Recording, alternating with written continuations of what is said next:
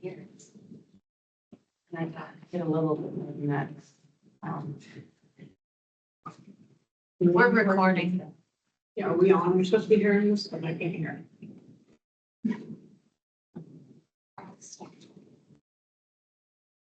Had a conversation talking about entry level income, working for 17 years.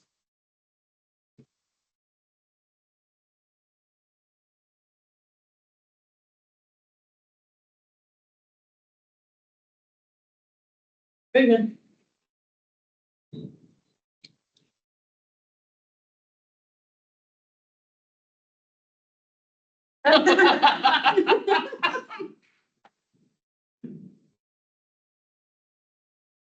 Go ahead, go ahead. Nothing, no, I'm nodding as if I'm, oh, no. Yeah. I feel like, this is Caitlin speaking. I feel like 1 and 2 are great.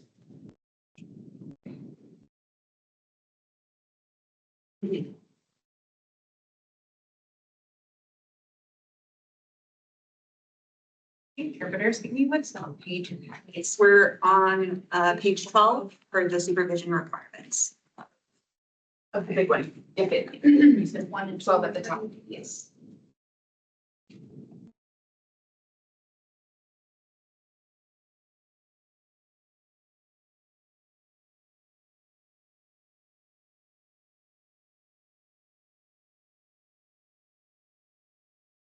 Yes, Natalie? Yes, I have a question. I know that we've been kind of talking about like hours and stuff like that, but then also within the actual rules, it says that someone with a provisional license may only provide interpretation services under the supervision of the license interpreter.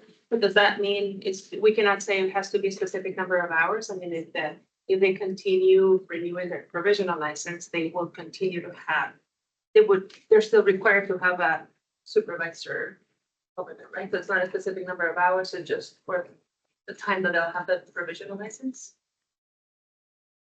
Okay. And this is Amanda. And I was thinking that I really liked Mel's example of like, for every 20 hours, you have an hour of supervision of, either group supervision or individual supervision. Because if we do like 100 hours in a year or something like that, we don't know how much provisional interpreters are gonna be working. Sometimes they still have side jobs or full-time jobs and they interpret on the side. And so I think it makes more sense to do it based on the number of hours they practiced.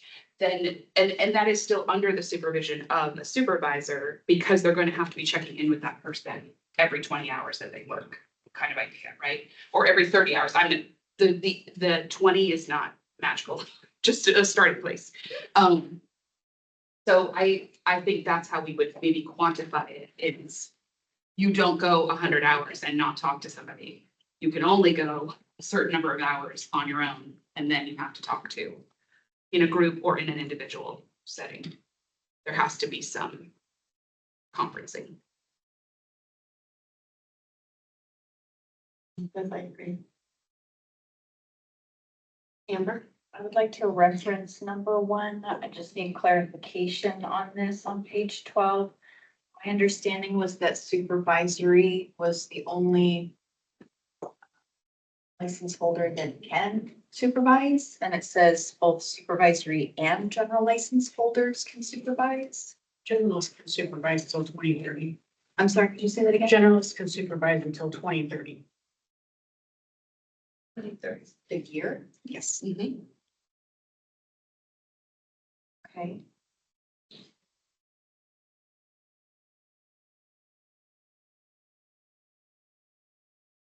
Now they give it up.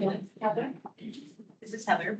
So it was written into law, that there's a specific time period, I think, to allow for supervisors and for the field to grow, to allow those individuals to supervise only up to a specific date. So that was written into law. I see. Yeah. Okay. Yep. And that's why in the requirements that you put in for the provisional license, look back at page 7, it says a provisional license holder may only provide services under the supervision of a person holding the supervisory license or the general license. And that says it's indicated below, and then it states the dates under which they can be under a supervisory or generalist. And then after June 30th, 2030, the supervisory license. So that corresponds to what the statute says. And so, yeah. Thank you for Yeah, that tricky. clarification.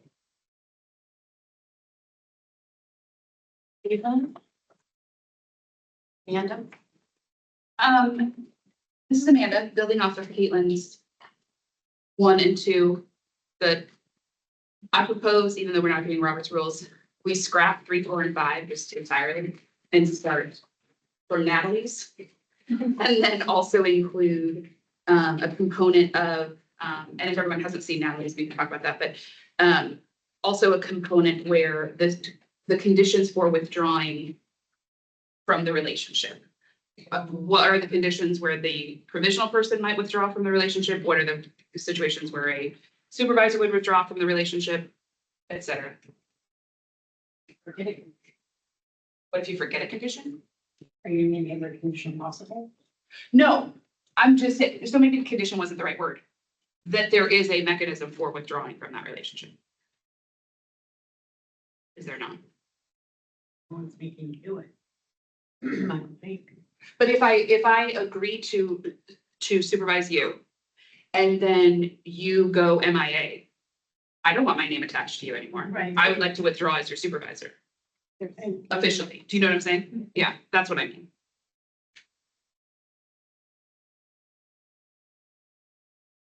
This is Tina, we already have that in place too for our boards. If a supervisor withdraws, they send us a notice saying that they're no longer supervising that person, and take them off. Perfect.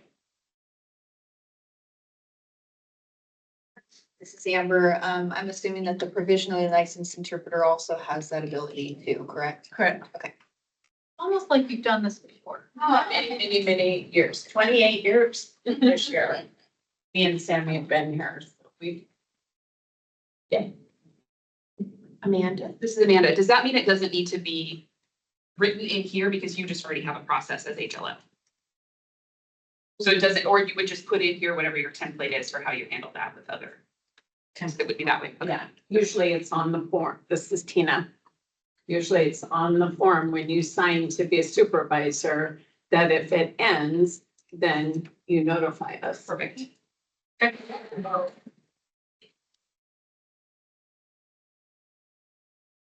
I add? This is Tina.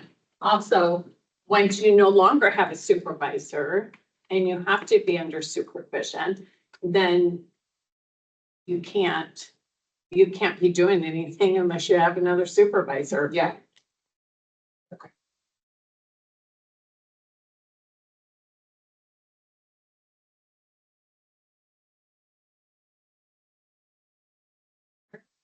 Question, seeing as we already have a lot of systems in place for this, do we have like a form that could be just all succinct into one page of, this is my current supervisor, I attest to withdrawing from their supervision and putting down also all in the same form of who will be the oncoming supervisor, just to expedite that process and make sure that there's no gaps in their supervision. It's on the form already on the web. Perfect.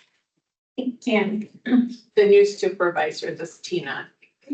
The new supervisor would have to fill out a new form. It wouldn't be on the same form. They'd fill out the new form and they will sign it.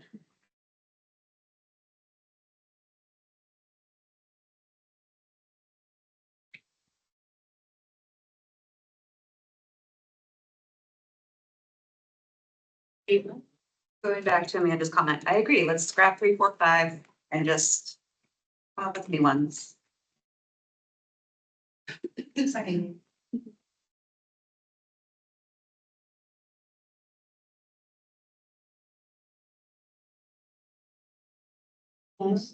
Yeah, so Sammy, is it possible for you to share what I sent to you, or do you want me to read it? How do you want me to?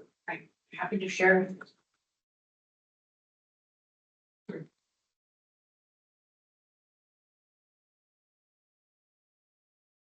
We can add and we can add and remove as we want to just take a baseline.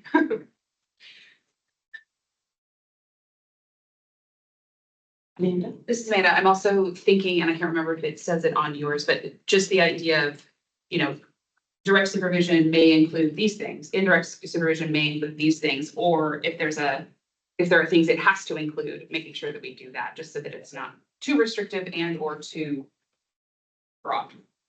That makes sense.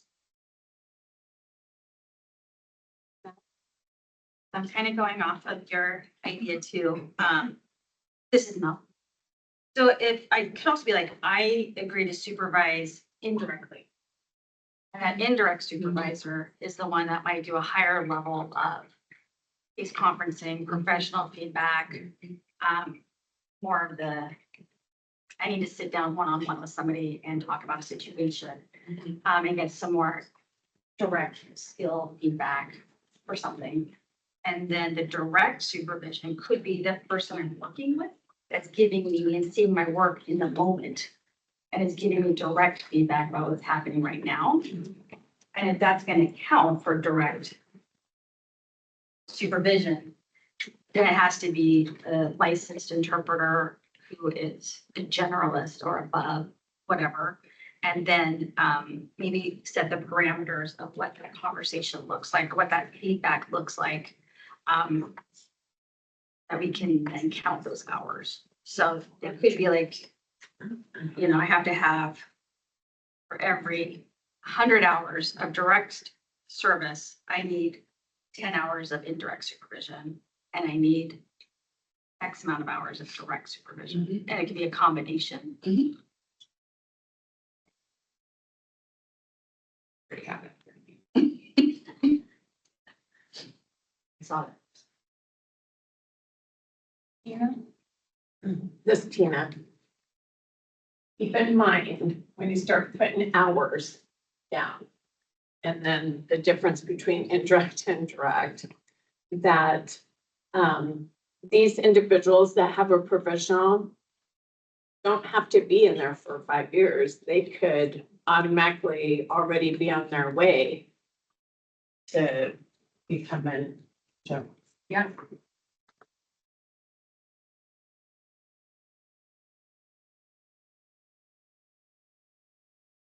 No. And that goes to Amanda's point, is like, if I do this many hours of work, I then seek this out versus I have to have so many hours before I qualify. Is that the difference that you're talking about too? Yeah.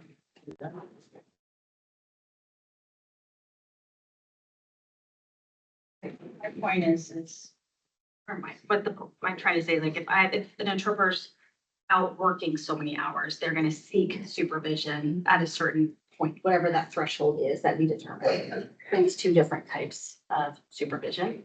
And they can test out and license up at any time. That is still totally available. And that's why it's like actual hours, not like you have to have a bank of hours before you can qualify for the next thing. I'm not saying that at all.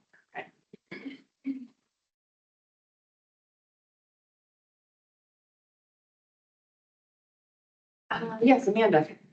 This is Amanda. What are you thinking, Mel and or anyone, about how many direct supervision hours one needs to have within? So like, we go back to the 20 hours, let's say 20 hours, you have to have an indirect supervision with somebody every 20 hours. Do you also have to have supervision at least once during that 20 hours, or do you need to have direct supervision once every 40 hours, or? This is not responding to. There's a lot of different scenarios that come to my mind. Interpreters working in isolation without any supervision and the lack of guidance, feedback, support, and also developing bad habits. Working in places they shouldn't because they're available. So I kind of feel like we should have something there. I don't think that is, my idea is, yeah, that you have to be working with a generalist interpreter or supervisory interpreter, hands-on, hands up, because that's how we get better. That's how we fix our errors, is by working together. When we work in isolation, we don't have that. It's not the best, but I also recognize rural settings and so forth. But that's when you can then maybe bounce to indirect, Yes. right? Like if I can't get direct supervision, I need to get some type of supervision, and then it might have to be indirect. Thanks for letting me externally process.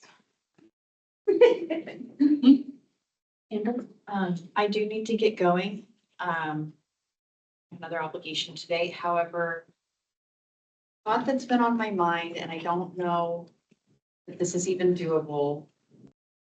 I wonder if in those, like, say you were like just graduated, is there a way that we can, I know this sounds really limiting, I know that it does, but is there a way that we can implement your first 10 hours or some other, arbitrary number, like in your first stepping your toes out into the world, can we, I don't want to say mandate, but mandate like to have a team, to have a direct supervisor during just those first, you're just getting your feet wet, right? And I'm not talking about like internship that's included with certain interpreting programs, but specifically of like you just graduated, you don't have any experience behind your belt.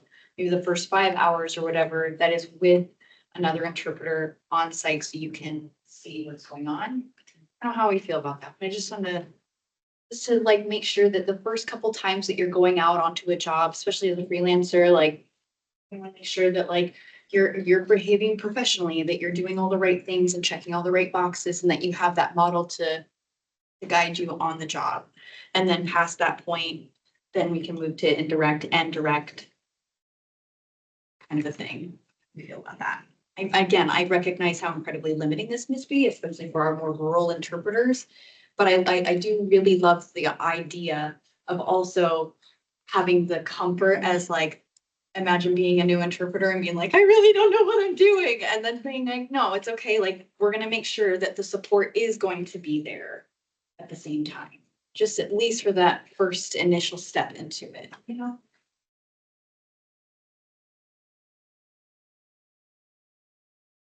Caitlin? I think, this is Caitlin speaking. I think we can absolutely make that a best practices, but I don't think we should be able to mandate that. That's not going to work for all the workers. We can try it.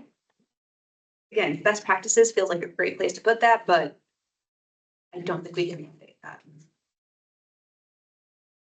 Valid.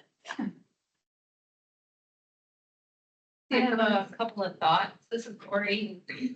One is that the current verbiage that we have says that may be supervised on site or remotely. So we're not mandating it currently that it be in person.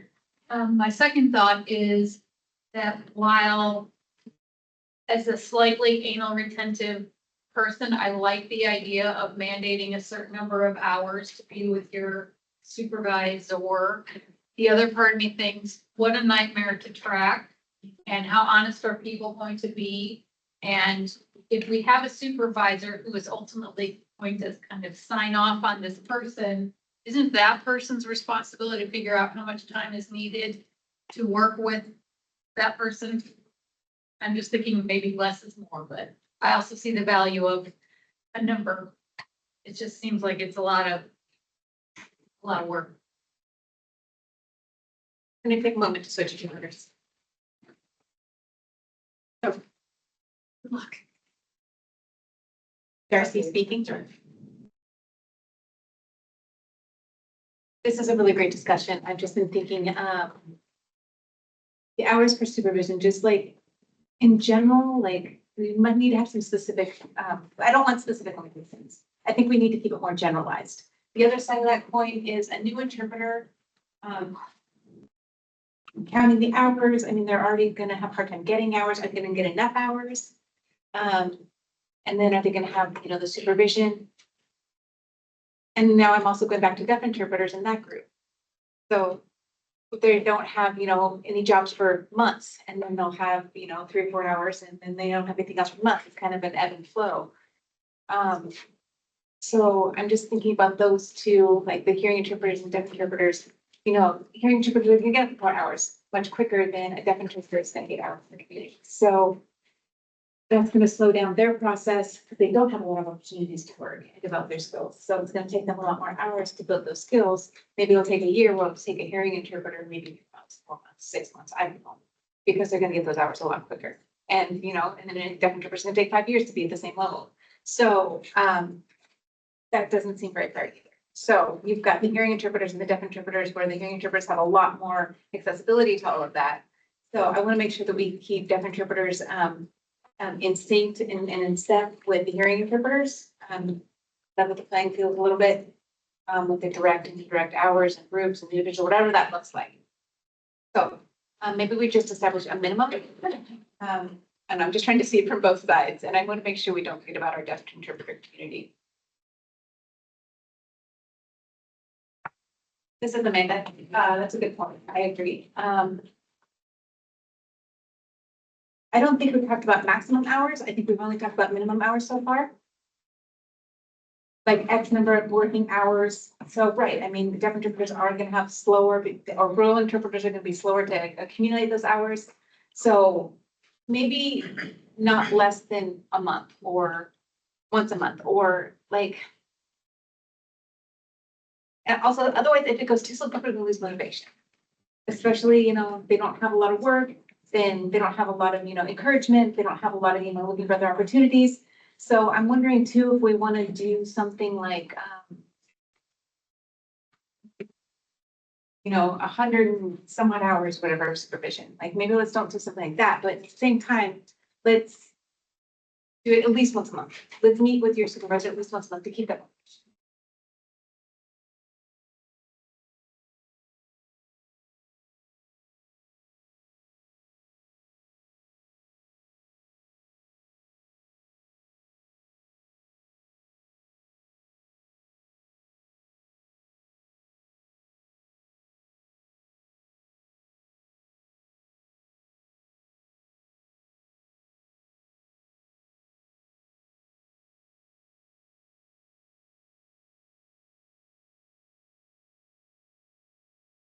Great. I need to ask this slightly off-topic question. This is Lori, because I'm getting bombarded with responses from my interpreters about me saying, guess what, you still have to get a license. The question that they have is, how long does it take to get the license once they've submitted and paid for the license? Or is it just they need to have paid for it and they're considered licensed? Tina. Their application has to be in here and everything with it. And the money is taken on, then they'll get an email or their license will be printed and mailed. But it could take up to a few days depending on how many come in. Okay, all right, but a few days gives me a good idea, so they shouldn't be submitting it day one of being on the job and needing to have a license. That's, They need to submit it before. do it now. Okay, Yeah. got it, thank you.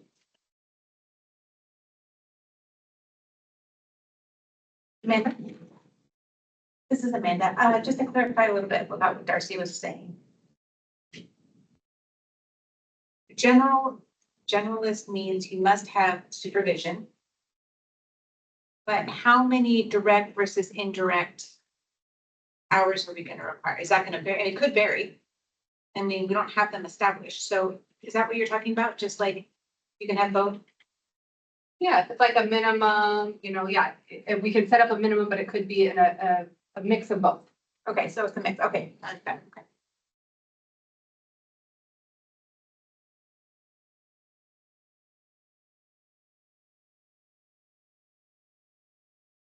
Caitlin?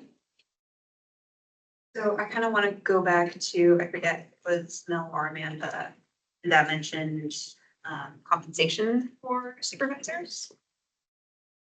Because, and then it's so complicated, it's ridiculous. But for provisional licensees who are the lowest paid, to then have to pay a supervisor,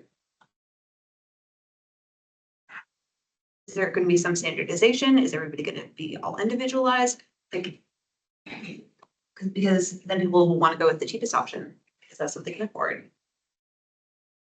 And that supervisor gets swamped. It doesn't have enough time for all of their licensees. But if we standardize it, then we're having rural supervisors making the same as Portland supervisors. And that is also not feasible for both the rural interpreter to be able to get licensees or the Portland interpreter to make enough money. Like, it's struggling with that part. And I know people in my neck of the woods are as well. Okay. This is Heather. So the aspect of being a supervisor, I don't think is something that you'd put in the or standard or minimum or anything like that. I think that all happens in the field. Whether a person's gonna say, I'm only gonna supervise for a certain amount of money, that's that supervisor standard. Versus another supervisor who says, hey, I'm willing to take on a group, willing to do it that way. That's that supervisor standard. But in terms of the rules and what you have authority to do in the rules, I don't think that's in there. So that might be one less thing to talk about.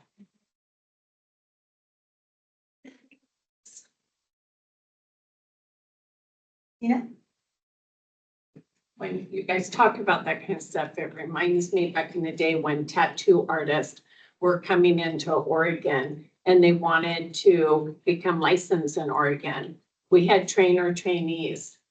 Some of those trainers started charging like $10,000 for an individual to become licensed. That was quickly eliminated. A Department of Ed took that over and they had to become schools. So, you know, that charging stuff can get very complicated out there. So, like I said earlier, most of our supervisors do not charge. Body piercing is a good example. Body piercing goes under a body piercer and is trained in their shop. But they work in the shop. And that's where the, you know, shop makes their money on. But there's no set amount for a trainer to say, hey, you're gonna charge me X, Y, and Z.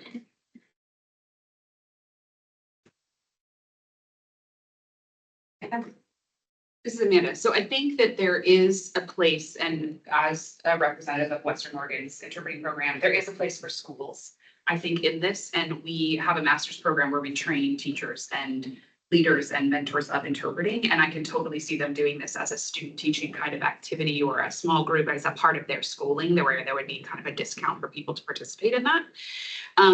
But I also see this as very similar to clinical supervision, and I would ask Mel to speak to that. But when it's a part of your private practice, not in a shop, not in a whatever, if I'm volunteering for it, then I'm probably only going to take one on. I mean, that's it. That's all I can do, right? And if there aren't enough, then there, you know, or if it is a legitimate area of specialty and specialization that is worth compensation, then it's worth compensation. Now, not the 10,000, you know, kind of thing. Like, it can get out of control for sure. So I think that is something for us to talk about as a community. But right, I mean, I get that it's not part of the rules, but I think it's an important discussion to have. I mean, it costs a lot to get into professions.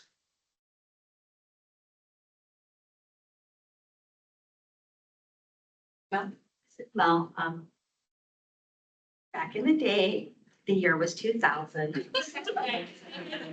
Okay. It's this millennium. It was $75 an hour direct supervision. And I did it once every how many hours I had to sign off on that form. The agency that I worked with provided group supervision. And that's free. And the agency paid for it. Because they wanted to have skilled counselors. So there's ways we could look at, you know, as Heather was saying, like, this is an industry decision and it'll happen. But again, also being a female dominated field and stop my personal mantra is I no longer work for free type of messaging. That should be.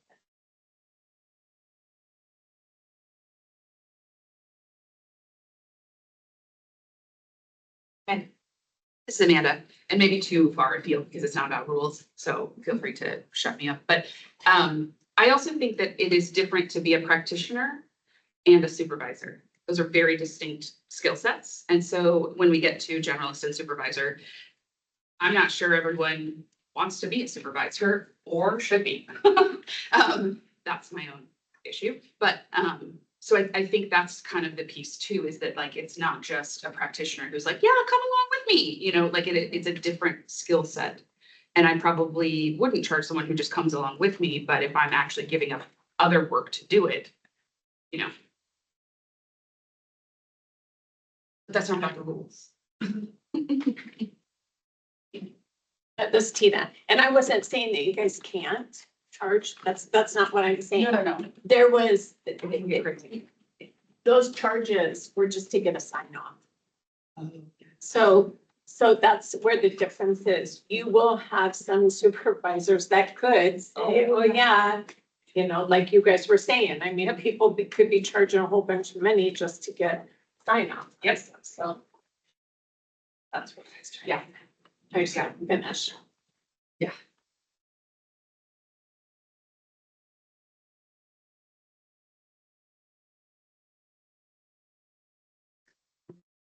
I can't see the agenda.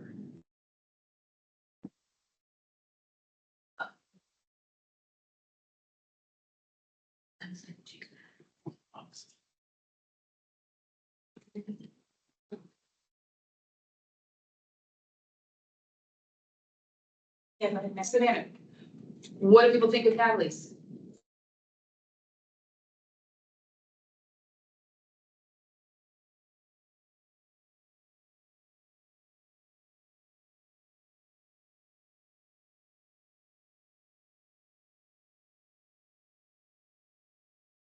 Yeah. This is Amanda again. I would also, I would say, okay, maybe I should shut up and let somebody else answer that question because I'm just gonna answer it myself. But I think under expectations, where those expectations that are written there are for the supervisor. Is that right, Natalie? And then if we added a column next to it or under whatever, but that there would be an expectations of the supervisee also. That would be, you know, First expectations. yeah, There's a difference. under the direct, well, under both of them, there would be two components to it, but yeah.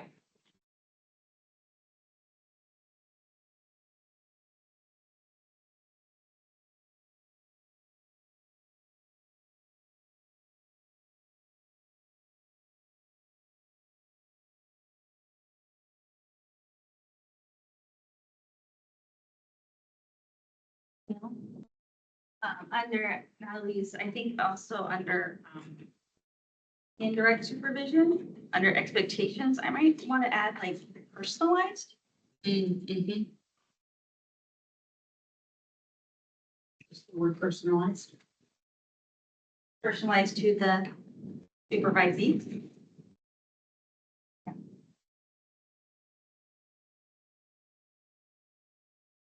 What does that mean? Yeah.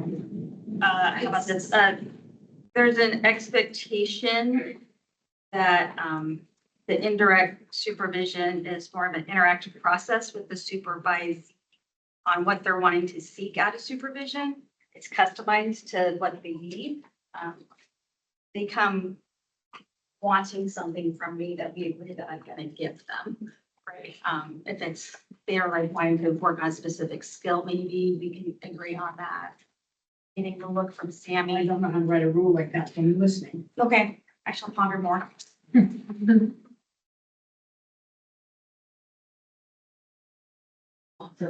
Amanda. So I think, look at, this is Amanda, Melanie, look at the top of direct supervision responsibilities, that one-on-one guidance. Is that what you mean by personalized? Because I think it could be. Yeah. So I think that could also be in, where direct supervision means like I'm on site with you. Indirect is I'm not on site with you, but I'm still gonna do one-on-one guidance. You write that as a rule?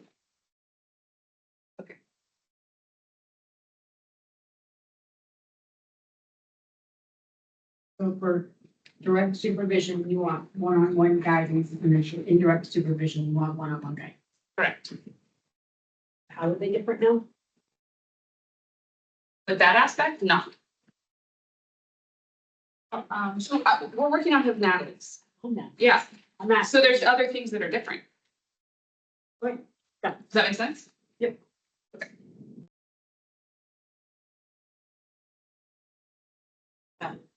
So under direct supervision, the one-on-one guidance, I think the biggest differentiating factor for me is reviewing their actual work in the moment and offering specific suggestions for improvement and discussing what happened quote unquote on the job. And then one-on-one guidance for indirect is gonna look different because we're not there actually supervising their actual work. So probably should add some stuff to that Unless there's a work sample. unless there's. And could we just pause really quick for interpreter switch?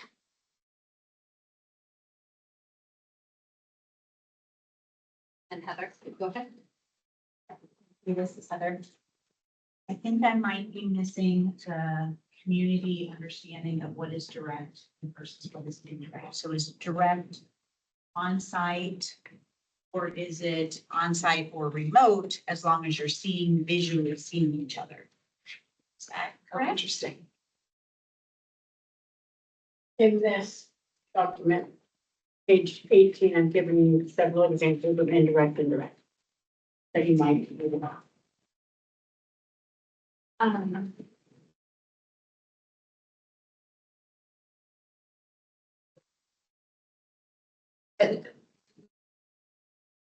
Page 16. Sorry. Is it 16? Yes.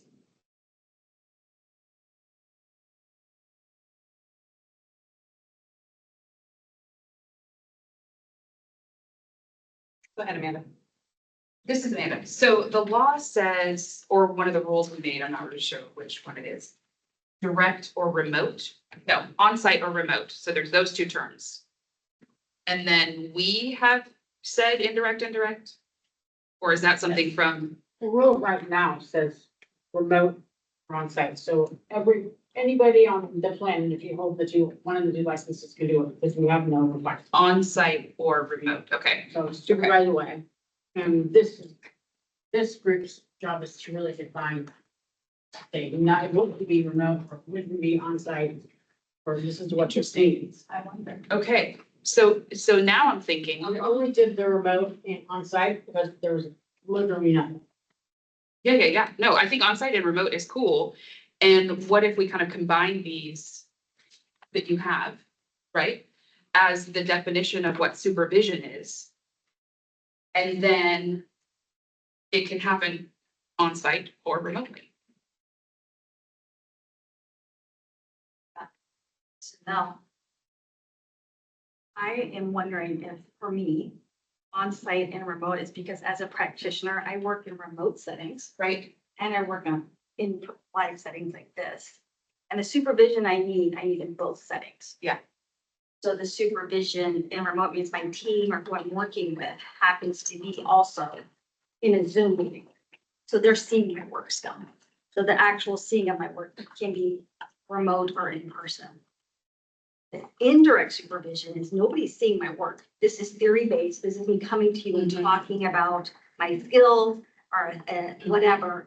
And you actually haven't seen my product as an interpreter. That's how I've been differentiating this in my head. To answer her question was. Yeah. In person meant somebody's actually seeing me in action and can give me technical feedback.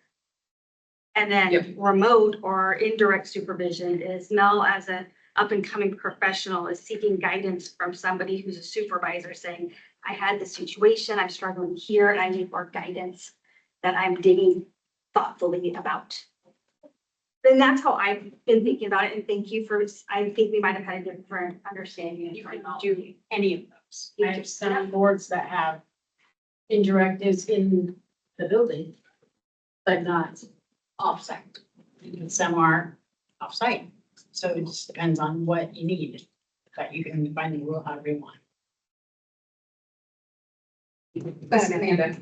So I'm thinking then on-site and remote, direct and indirect. And direct means we are working together on the same gig. It may or may not be on-site or remote. I mean, like it could be either of those things.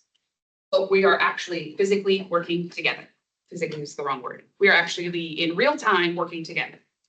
And then have constructive dialogue after the fact with feedback, blah, blah, blah, blah. Indirect is, we are not working the same job.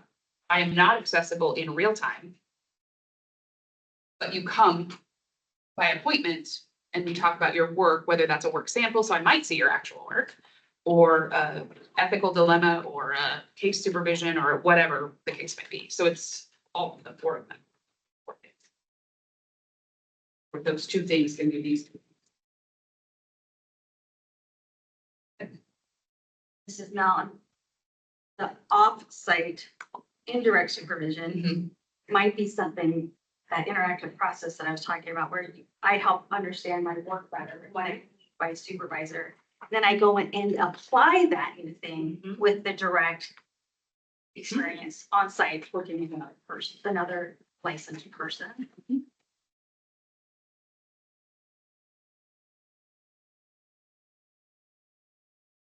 This is Amanda, but you can only count those hours in direct if the person you're working with is a generalist or supervisor. Can't count if it's another provisional.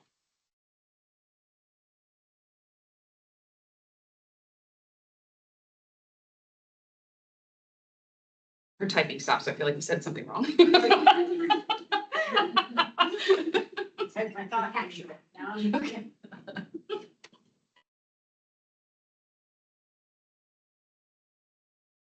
I'm just gonna do check-in. So my understanding is that you would like for it to be in person or remote. That doesn't matter for either direct or indirect, but what matters to you for direct is that it's in person in real time. Versus that's not necessarily true for indirect.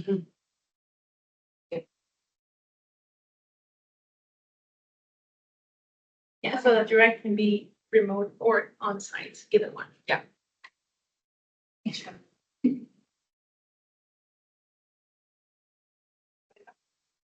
Is now, so the work can be remote or on site, that doesn't matter. And the type of supervision I get is live and dynamic.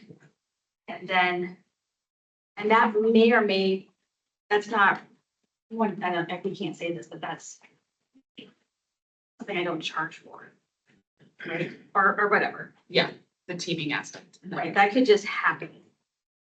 It can be very broad in how to do that work. But then the supervision that's indirect is more structured by appointment kind of thing. Something else goes something else. I talk out loud protocols and I and stuff. So then when we talk about supervision, we get back to the hours. So we have a lot of direct supervision hours. You indirect? And also, this is Darcy, for direct, someone who's interpreting, maybe. So if they're interpreting remote work or something, they could do a recording, they could have a copy of their work and then have a sit down with a supervisor and they could discuss the work. They could look at, my work as a person getting mentorship. So that could also be part of the not direct supervising process. That'd be okay to do for confidentiality? I guess that would depend. Again, this is Darcy, in some situations you could, some situations you wouldn't be able to, like obviously medical, you can't, there's a few other, but there's specific situations that it would be possible, you could figure out what kind of situation. Only focused on the interpreter and not. Right, yes, exactly. Just focused on the interpreter and not on the client. Go ahead, Amanda. So this is Amanda. Then, so in direct, not less than once a month. Say that again, Amanda. So it's like, what kind of supervision is not less than once a month. So if Lori and I are teaming, 30 hours that month, it's like, oh, then I don't need to have that that indirect supervision. Or is the indirect still gonna be required in something like not less than once a month? Yeah, this is Dorothy, I'm so sorry, I'm not really understanding. So this is Amanda again. So suppose Lori, is that you? Okay, sorry. Okay, Lori. Okay, she's a generalist, I'm provisional, we're teaming together. Lori is supervising me because we're teaming together, right? So that'd be direct supervision. So we're working together, let's say 30 hours that month. Okay, is that good enough? Because she can, we can talk about yeah, I think that would be a month, this is Darcy. And then, so then would there not be any indirect requirement? No, I feel like you could do whatever, you could do 0 and 20, whatever. I feel like enough is enough. So you'd feel that the two of us, can you take one? Yes. So you feel like the two of us just working together that month would be sufficient enough? And this is Darcy. Yes, I think that would be sufficient enough. It's up for discussion. I'm not the, I don't know where we left off. Okay, this is Mel. I'm also envisioning maybe the supervisor providing not direct, where they're sitting and working with somebody, but they've got experience in something specifically, and they want to work on something purposely on one skill or not just that we're teaming together, but maybe they want to get my services to provide some specific skill level advancement. So a generalist that you team together and you talk about the work feels different. I mean, training is going to happen there while they're working together as a team. maybe the person that you're working with doesn't have specific supervisory training. And so is that going to be as good as someone else that has specific training as a supervisor that they can actually keep someone? I mean, it's nice, it would be nice to get part of both aspects. Darcy, that is a very good question. Go ahead, Caitlin. This is Caitlin speaking. Also, do you pay for the direct supervision, the not direct supervision? But then you wouldn't have to pay when you're directly teaming. So you could just kind of take advantage of that situation. Yeah, there is positives and negatives to it.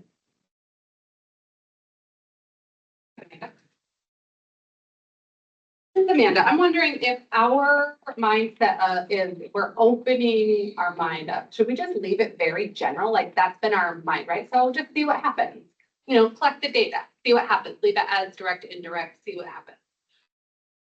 So I'm kind of with Mel about, I think it's really important to have like good supervisor, like that's really good. I missed your finger spelling, Amanda. I feel like that is I'm pretty biased about that need. And then at the same time, I mean, we could also just see what the industry needs. See what it becomes. Let's just go through the process of the industry.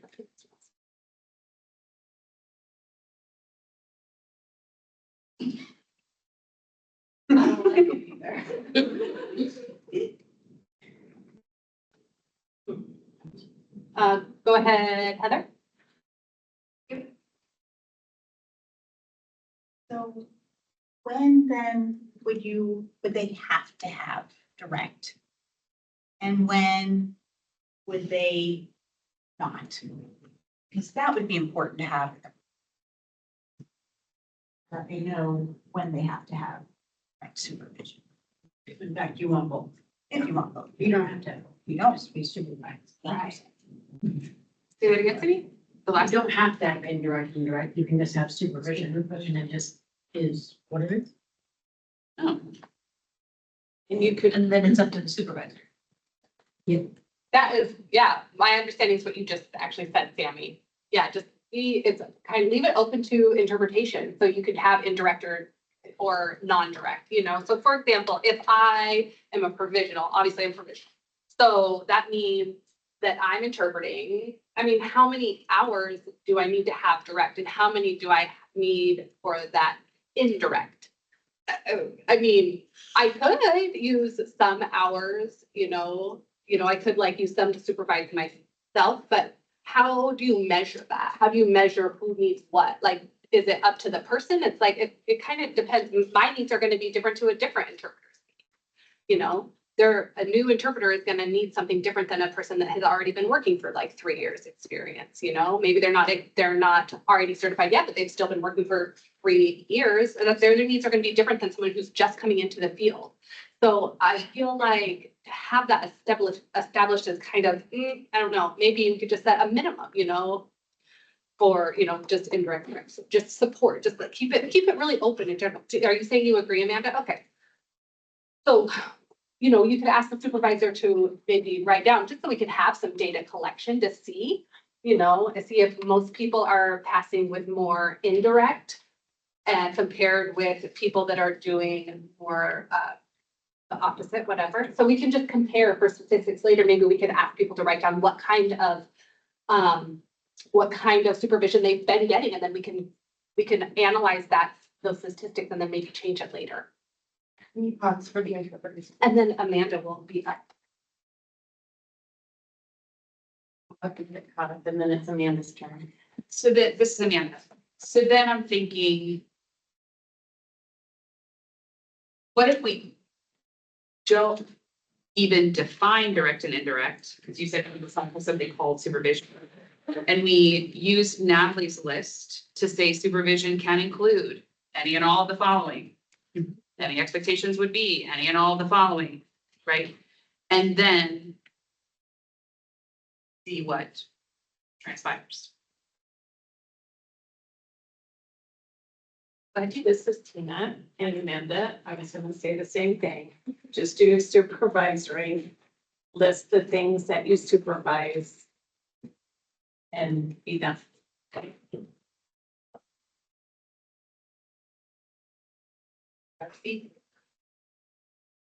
Darcy. I'd like to put this idea out there to keep this list, but then also add the guidance for the supervision from the perspective of the supervisor and the supervisee. We don't have to include it in the rules, but it could just be more guidelines, in the guidelines. I think that's a good start to help with the process of supervision, just to figure out how to work together. We could have guidelines for supervision. So I was just gonna say, so for the supervisor to know what's expected, should we just say like check in at least once a month? Or something like that, so not a number of hours, but just like once a month that you can be on site or remote, just like a check in. So that they know what they're signing up.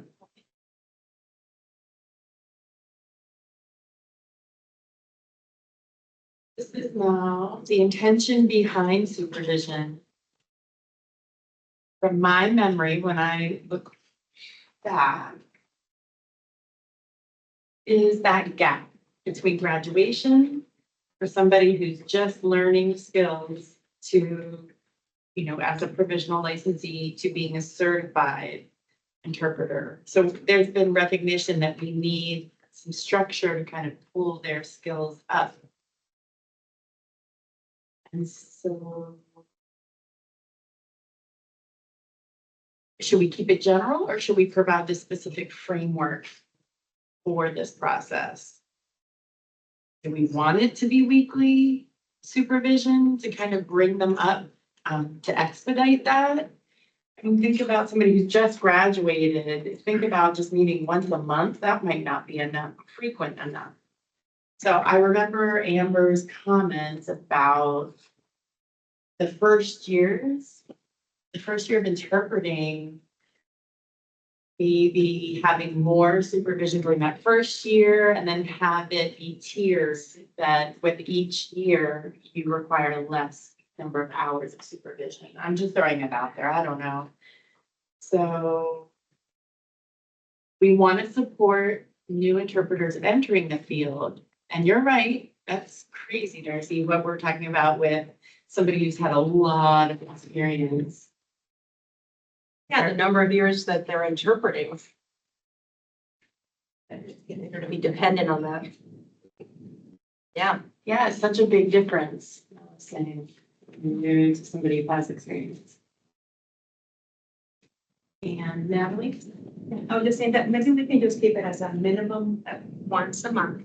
And then I feel like the supervisor and the supervisor, and the interpreter, they can decide if they need to meet, more often than that, because as you were saying, I mean, there's interpreters that have more experience that will not need once a week. And then another thing is like some supervisor might say, I cannot do once a week, so like we're limiting our interpreters that might be available to do that.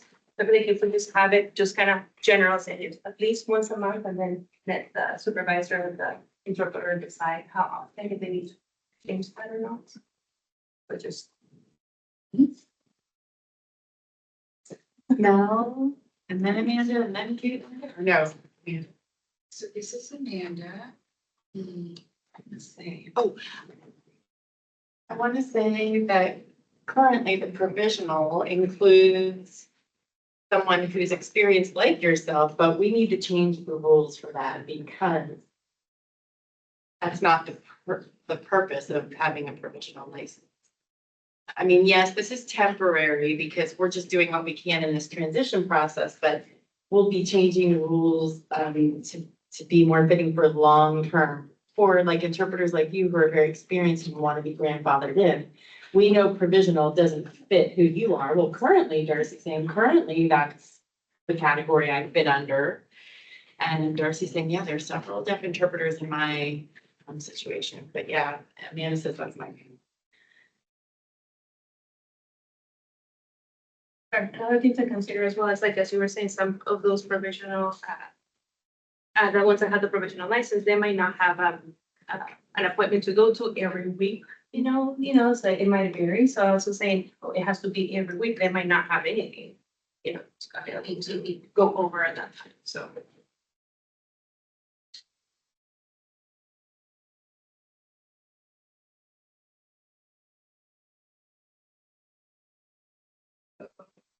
So should we go back to the agenda or to the rules? Excuse me?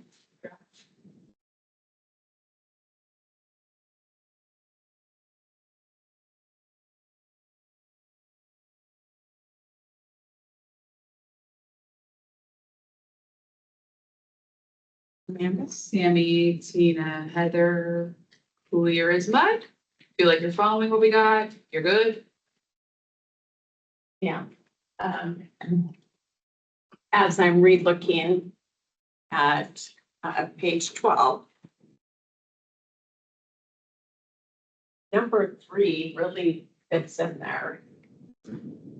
A supervisor must exercise management, guidance, and control over the activities of the SLI professional license holder. Supervisor must exercise professional judgment. That's what you're going to be doing over the activities of the SLI professional license holder. So that means that you would just be doing your check-ins once a month and advising them. So Take out the word control. you take out the word control. Okay, thank you. Yeah. I was And, like, and leave that paragraph in there. And then you can take out 4. Because I'm hearing you guys say you don't want to be responsible for all matters, so take 4 out.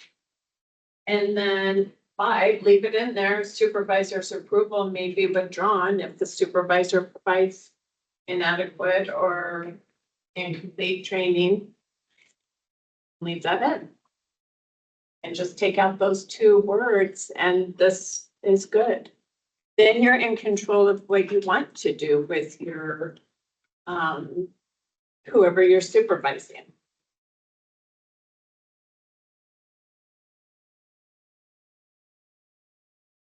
this is Amanda.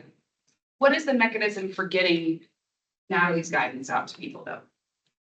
Like, if this isn't in the rules, or you're saying this would be in the rules as a definition of supervision, or you're saying it wouldn't be included in the rules, then what's the mechanism for getting this to people of like, this is what we mean by supervision? So you could have it on the form. I'll put it in the rule. Oh, she'll okay, put it good. in. Okay, perfect. Thank you. I thought there was a.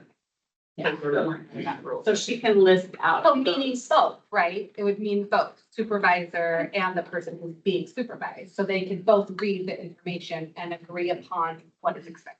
Yes. Okay. Good.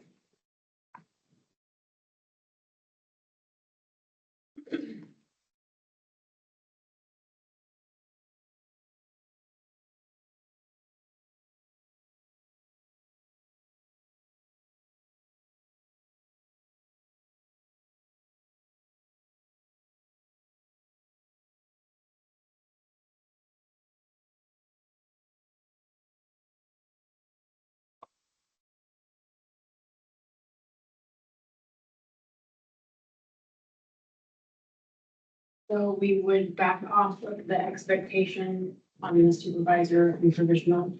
That was the person you had talked about, was having separate expectations. Take that out.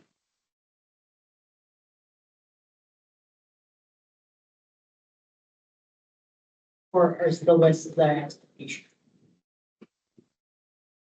Can you say that again? In the beginning of the conversation, you guys wanted one set of expectations for supervisor and a set of expectations for provisionals under direct and indirect. I'm asking if you still want that in the rules about expectations. Or just expectation period.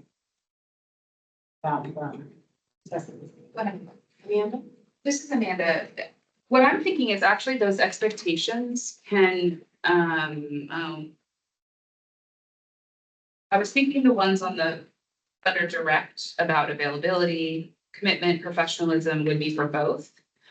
And the constructive feedback for the supervisee would be taking action on constructive feedback that you've been given. Then the other ones under indirect feel like they're definitely for the supervisor.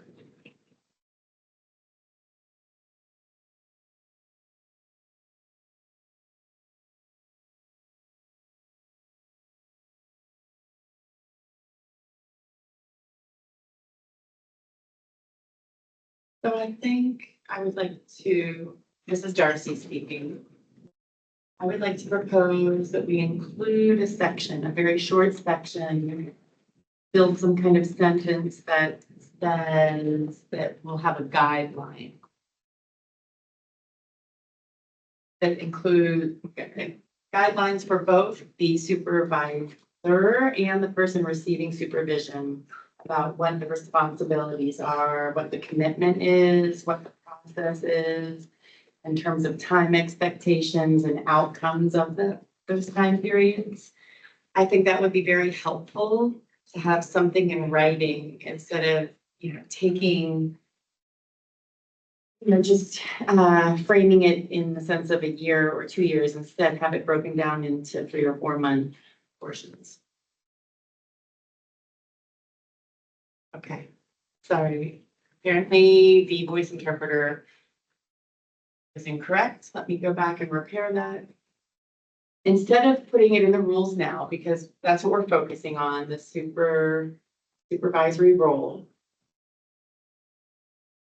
So for the supervisee, the person receiving supervision, we don't have any list of what they're accountable for. So I would suggest adding some verbiage regarding for both the supervisor and the supervisee, what both of their expectations are, what commitment they're making to each other.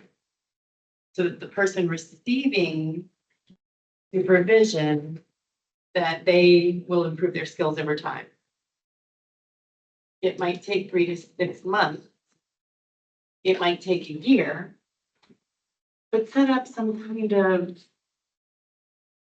just maybe a short paragraph with our criteria that will come afterwards. I mean, yes, it can be on the form, and that could also include the information. something that you want followed, it should be in the rule. Otherwise, doesn't really exist. So sometimes If we, it's not included, then it doesn't really exist. I mean, if it's not in the rule, it's not really required. So, yeah. it should be required. When you switch into interpreters.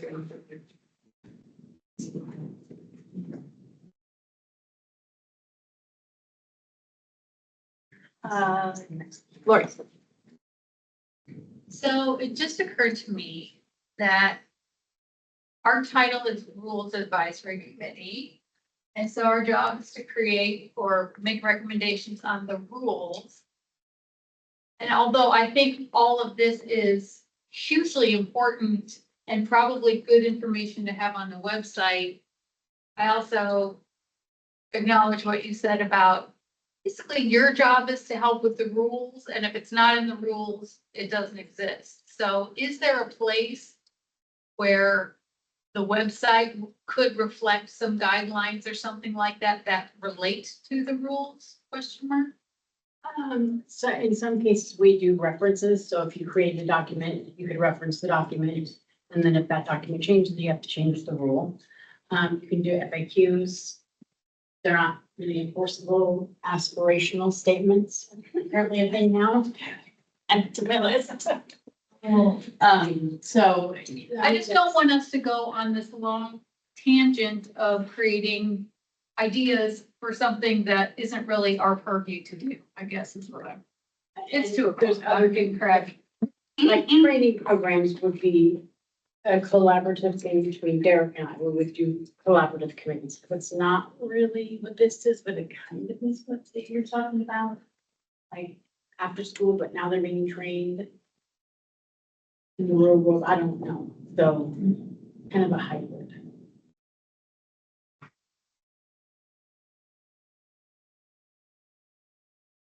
Is there a number of times somebody has signed to a deaf person that makes them proficient? Amount of hours? We deal in like procedures. Yeah. So. And then. This is Heather. So some of those aspirational things or recommendations for what mentoring looks like, unless you want it to be a requirement, that if it's more aspirational, these are nice things to have as part of mentoring. That's something you can take back to your professional organizations for them to work on and for them to provide, this is a document of things that might be helpful to supervisors or whatnot. But if you wanted as a requirement, something that has to be required of the supervisor to do, the supervisee to do, then that's the stuff you want to have.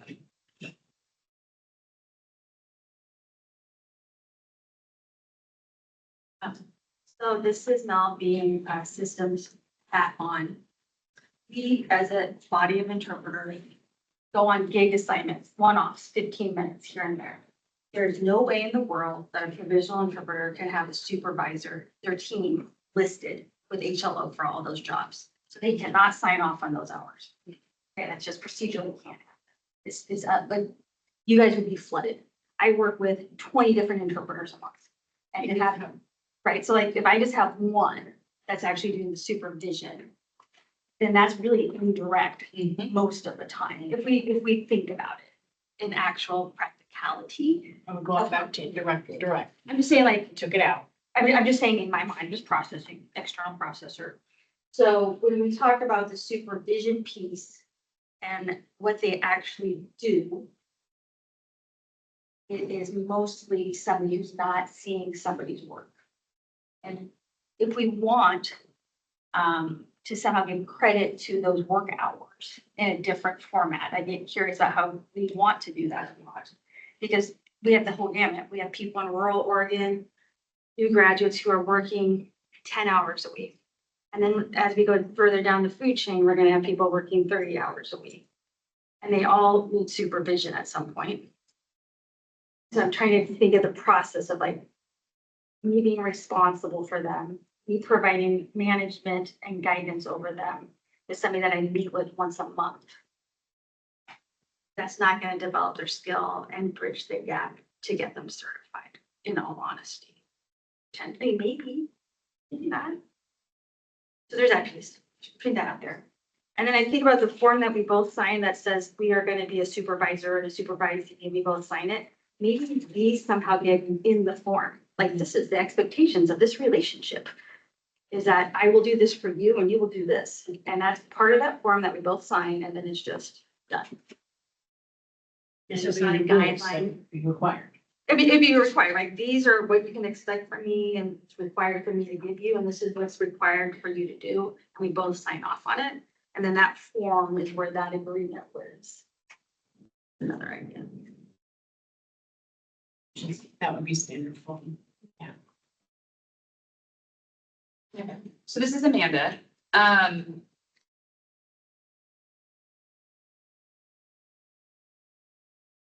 I think I'm back to once a month. You have to engage in supervision. And maybe those direct hours are talked about in the group supervision or talked about in that kind of way. So at least once a month, You could do more than once a month, but at least once a month, right? Which I think is what we've already said, kind of in there. And whether we think that's going to improve our practice or not, I don't know that we have enough data to decide that. Do we have data I have data from Western of people who've engaged in monthly supervision and they have excelled. So from our a project we did a number of years ago, right? So I don't know that we have enough information to know that once a month isn't enough. Blanket. Individuals, for sure, probably, but blanket. Heather? So this is Heather. This is just the minimum Yeah. requirement. So Right. someone could always go above and beyond, create their own document to say, this is what I expect, because I'm a supervisor and I'm not going to take on anyone else who's not going to agree to this. You can do that outside within your own relationships that you create, and you can create situations on your own above and beyond this, that you would say, we're going to meet, once a week or whatnot. So this is what you would be requiring as a minimum that they meet. Because supervision is required.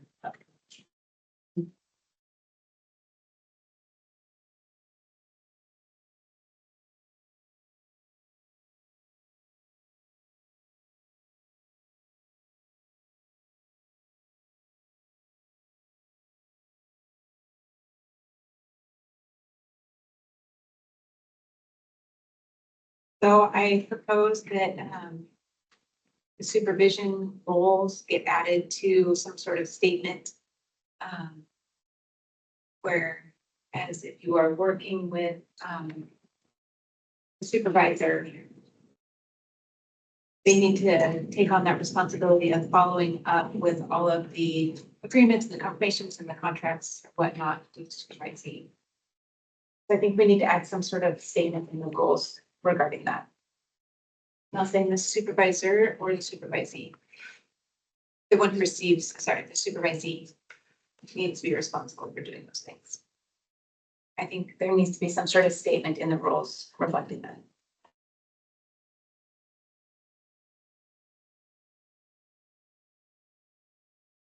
And this is Amanda. Sammy, do you want one of us to take a stab at writing that and send it to you, or do you have enough to do that? The idea of Not sure what it is. the idea that the supervisee has an expectation, or the supervisee has an expectation that they would comply with what the supervisor tells them to do. Yeah, I can do that. Okay.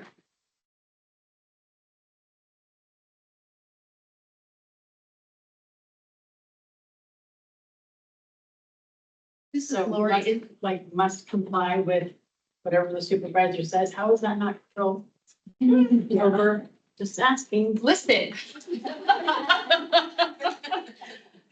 So this is Amanda. It's not control, so maybe comply with isn't the right.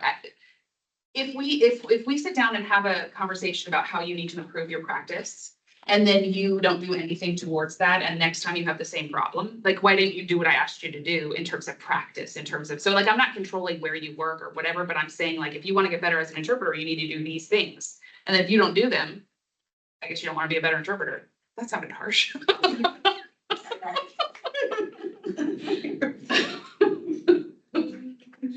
This is Lori. I'm wondering if a statement to that effect might already be included on the supervisor signed paper that you already have in place. Is there anything?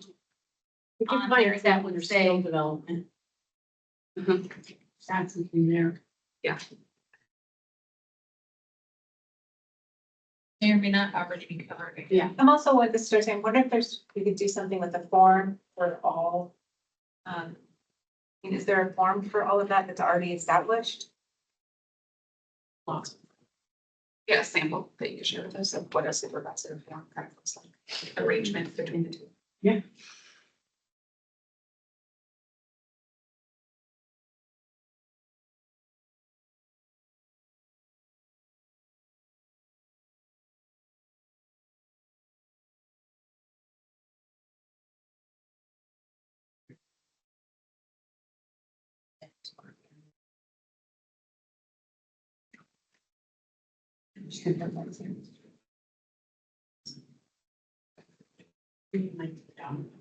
Yeah.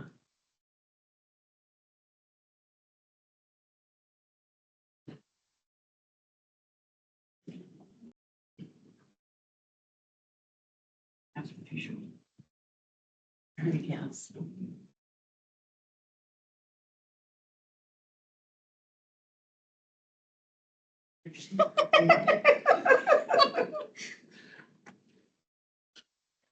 Declaration of responsibilities. It says,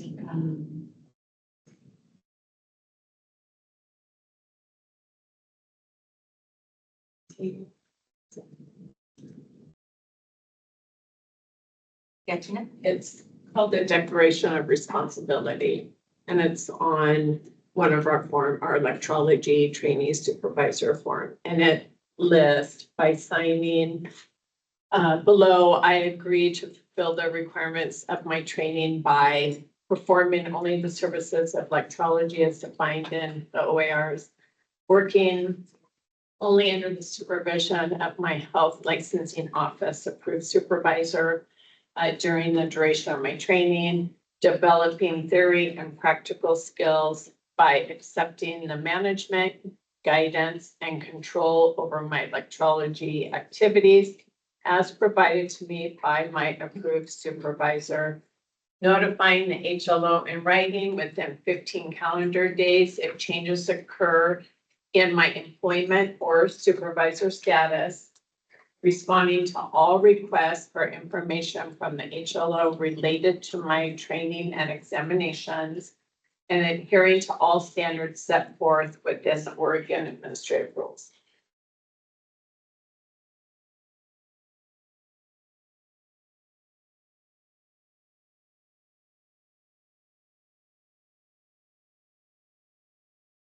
Then electrology, a declaration of responsibility continues. It says supervise, by signing below, I agree to fulfill the requirements as a supervisor by supervising only 4 temporary licenses at one time while practical procedures are being performed under direct supervision. Supervising, controlling, yeah. A supervisor may have more than 4 temporary trainees if practical procedures are being performed under direct supervision. Exercise management, guidance, and control over the activities of the temporary trainee.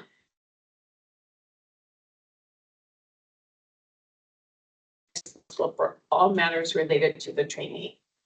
Documenting the work done by the temporary trainee on a form prescribed by HLO and maintain the training documentation for a minimum of 2 years following completion of training. If a trainee has more than one supervisor must be designated as the primary supervisor and is responsible for receiving and maintaining the records of training from all supervisors for the trainee. Notifying HLO within 15 calendar days if a temporary trainee is no longer supervised and must provide the number of hours of training completed on the form prescribed by HLO. Responding to all requests for information from HLO related to the temporary training program and examinations, and adhering to all standards set forth by the OARs. If we're going to use this to switch these.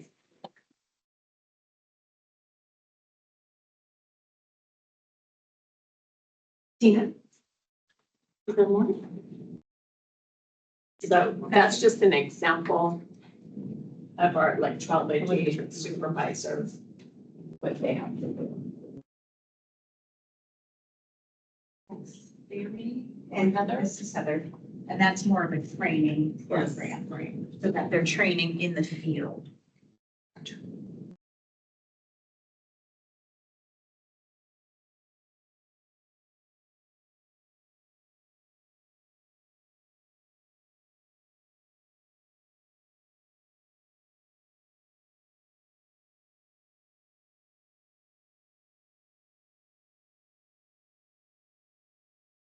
Sorry, Caitlin. So just clarification, Sandy, what all do we currently have for supervision? We've got 1, 2, 3 with it and control removed. And 5 and Natalie's notes, or are we keeping Natalie's notes somewhere separate? I put Natalie's notes in Okay. and under skill development and part of what Tina said, I'll add in about performing the services and all of that. But tailored so that it fits sign language with the electronic.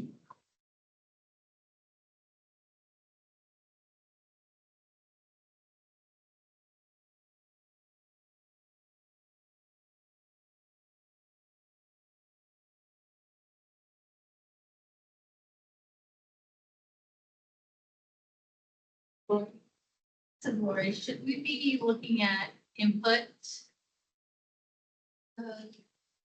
from the folks online at some point?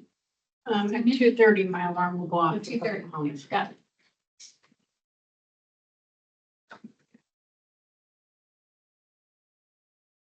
Or it can be earlier, this is fine.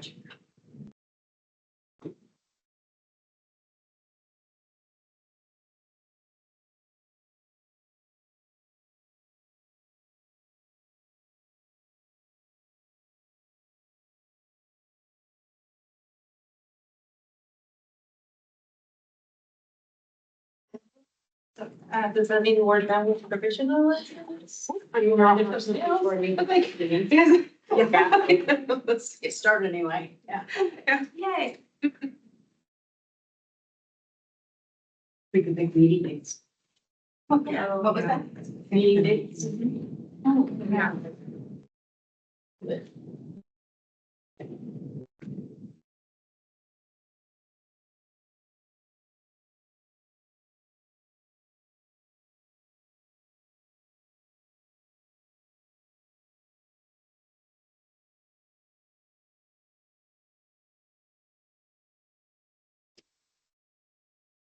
We could do like the 11th or 12th.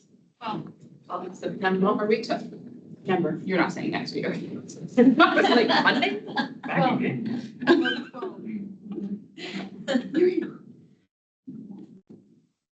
And I could do the 11th, but I can't do the 12th. We could do the 18th or 19th. You the 19th is my 50th birthday. I want to be cakes. the 19th. Maybe the 18th? Oh, yeah.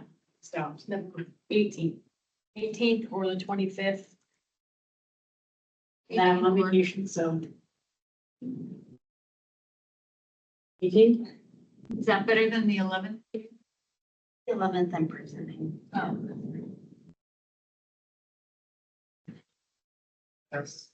First week.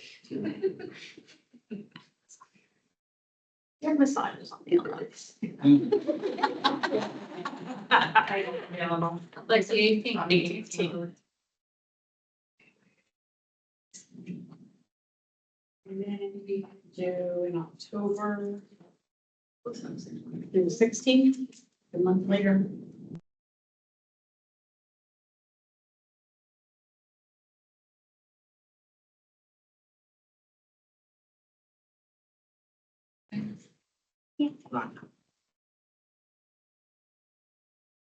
Say the date again. 16th. I could do the 16th. This time. Okay. So it's September 18th and then October 16th. Correct. It's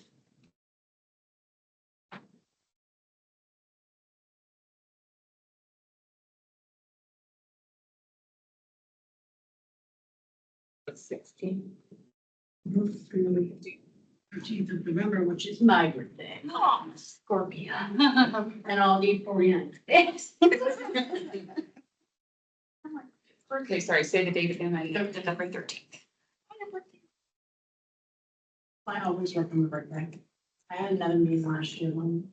I want to say it was cause. Mine's the 25th. And then we'll take December on. Yes. Holiday. I'll be done by November.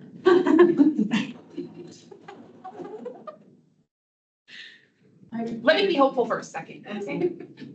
So everyone, the 13th? Do you want to do January or want to be hopeful? I'm fine with December 13th. Might as well set up a January, and then if we don't need it, we. Actually, our calendar isn't that. I haven't set up all the meetings for January. I guess I can just go in. No one day. We could do the 15th. Oh, wait, what are his meetings? I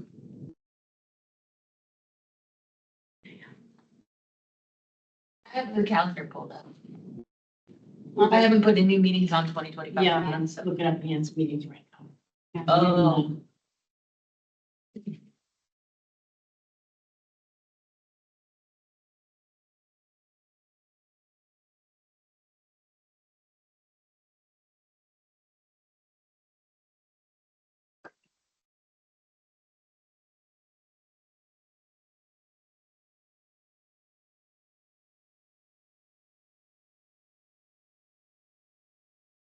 Okay, you could have the 8th, the 15th, 8th, the 9th, the 15th, 16th, 22nd, 23rd, 29th, 30th.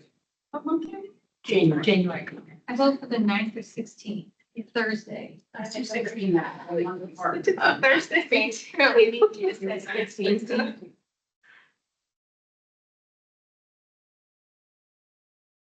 That does back up to a holiday, just so nice. Which day is it? It's Martin Luther King's that Monday. But it's a Tuesday.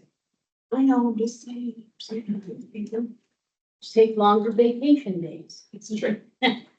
Weeks. So 16? Okay.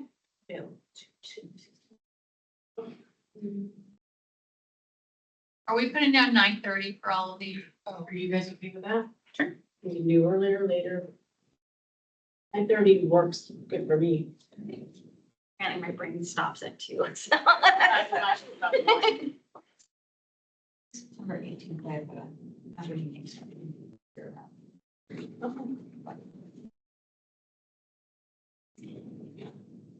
Okay, so I'm gonna repeat these. Amber has her hand raised. Oh, I didn't even know I'm a little long. She just logged in like halfway through the dates. Hi, this is Amber speaking. Oops. I just wanted to, what's that? Speak woman. Okay, sorry. Yeah, I just wrapped up my obligation, so I just wanted to pop back in and see if I should come back, but it sounds like you guys are wrapping up. Is that correct?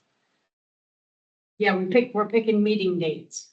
Okay, I missed a little bit of that. Where are we looking at? December 18th, I'm good for that date. October 16th. I am also good for that date. November 13th. Yep. And January 16th. Yes. Are we not doing any for December then? Taking the holiday off. I love that. Be done. Okay. Yay. So, I'll read in for the public comments. Everyone okay with that?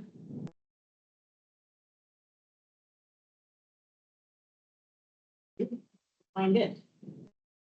Prior to this time, the Board of Sign Language Interpreters Rules Advisory Committee will hear the public and parties feedback.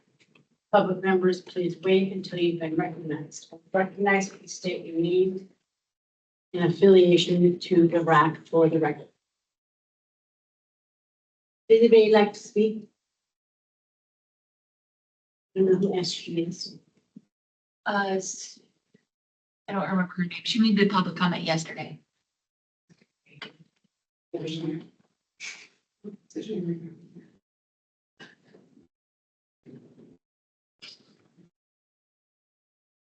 Any comments from the gallery? I just want to say thank you to everybody for all your hard work. I know Thanks. that this is a lot, and Sammy and Heather, I know that you guys have been working really hard. So thank you all. Thank you. I'll be in touch. Okay, great. Mary, Archer. Archer captioning is our car captioner. So just Marion and the SG. Okay. The Board of Sign Language Interpreters Rules Advisory Committee meeting is adjourned at 2:26 p.m. Great.